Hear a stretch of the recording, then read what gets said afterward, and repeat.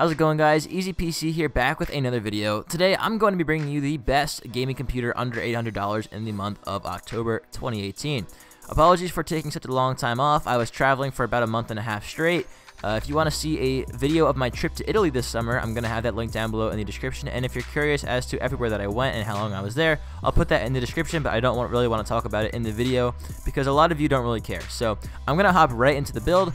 As always, all of the parts in this video can be found listed and linked down below in the description, as well as on my website. And if you want to read a full guide, there is a guide on my website as well.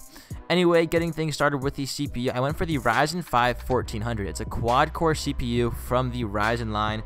It's really cost effective. I love the CPU. Obviously an AM4 chipset. It can be overclocked with the stock cooler, which is really where Ryzen CPUs shine.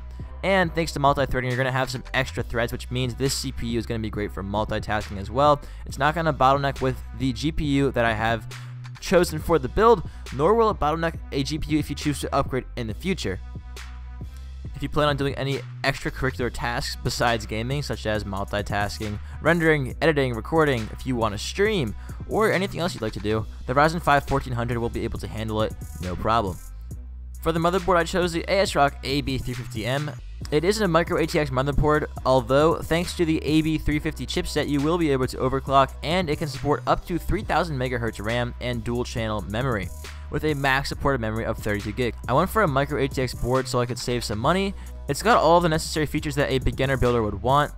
I imagine if you're watching this YouTube video, you're not really an experienced builder. If you were, you'd probably be able to pick the parts on your own, and you probably want a different motherboard. However, this is great for first-time builders. It's easy to use, reliable, and it's cheap, and it has all of the features that you'd need. Moving on to the RAM, I went for an 8GB kit, 2 sticks of 4GB of G-Scale Ripjaws 5 series, 2400 MHz RAM. 8GB of RAM, despite popular belief, is still plenty for gaming in 2018, as long as you're gaming in 1080p. If you want to crank it up to 1440p, you might want to get some extra RAM, and some games, including The Witcher 3 and other new titles, are starting to recommend 12GB of RAM and even 16GB of RAM for optimal performance. That being said, I do have 8GB of RAM in my PC, and I haven't really had any issues with it. Although I have a dual monitor setup, and I'm not really able to game with a Chrome window open on my other monitor because Chrome uses a lot of RAM and it takes away from the performance of my game. So when I'm gaming, I have to close all my other tabs. Now, if I had extra RAM, that probably wouldn't be an issue. So it's a trade-off. The other thing to keep in mind here is your Micro-ATX board only has 2 DIMM slots, so if you wanted to upgrade in the future, you'd have to sell your 2 sticks of 4GB and buy 2 sticks of 8GB, rather than being able to buy 2 more sticks of 4 if you had 4 DIMM slots, which is a bit of a con. However, like I said, it's not really a big deal. Moreover, this RAM kit is clocked at 2400 MHz, which is great for the Ryzen 5 1400, as many tests have shown that the speed of your RAM does have an impact on your CPU's performance, particularly Ryzen line CPUs. 2400 MHz RAM results in a significant performance boost with the CPU as opposed to 2133 MHz, and if you want, you can always overclock your RAM and have it going at the next highest frequency. For storage, I went for a SanDisk SSD Plus 240GB 2.5-inch solid-state drive. Now, I was not able to include a 1TB mass storage drive in the build. However, I felt that going for an SSD was really important. I didn't know this until I added an SSD to my build. Prior to probably around January of 2018, I had just a mechanical hard drive with all of my Windows and operating systems and games loaded on there. When I wanted to start up my PC from a cold boot, it took roughly 3 minutes, and then once it was all finally loaded in, I had to wait a while for my PC to quote-unquote warm up, if you will.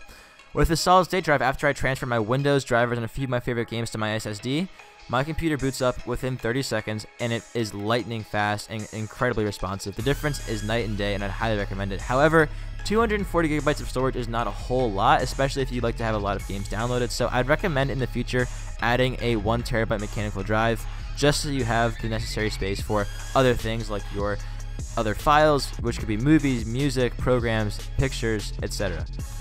For the graphics card, I chose the Sapphire Radeon RX 580 Pulse. This graphics card has 8GB of dedicated DDR5 memory, which is great for 1080p and even 1440p gaming. And luckily, because of the cryptocurrency market has finally retraced, prices of GPUs have also cooled off, and you can pick up this card for less than $300. It's honestly a steal. It has a base clock of 1.26 GHz, but can be boost clocked to 1.37 GHz, and it only consumes 225 watts. It has one DVI-D dual-link port, 2 display ports, and 2 HDMI ports. With this build, you can definitely expect to see 60 FPS in almost all new titles with high to ultra settings in 1080p resolution. And if you even crank it up to 1440p, this card can handle some gaming in 1440p if you're willing to turn down your settings just a bit.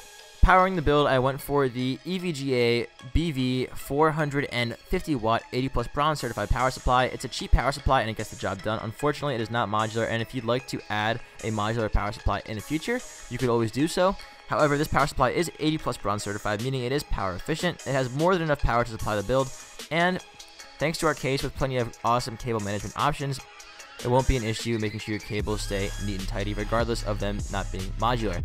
Speaking of the case, I went for the NZXT S340 in black with a really nice side panel window. The design is minimalistic, but it's sleek and refined. It makes you feel very classy, and it definitely grabs your attention when you walk in the room. Moreover, the airflow inside is amazing. It has a spacious interior, and it will definitely keep your components safe from harm. That's going to bring this video to a close. I hope you enjoyed the video, and I hope it was helpful. Once again, all of the parts can be found down below in the description, as well as on my website. Thanks for tuning in. I'll see you next time. Peace.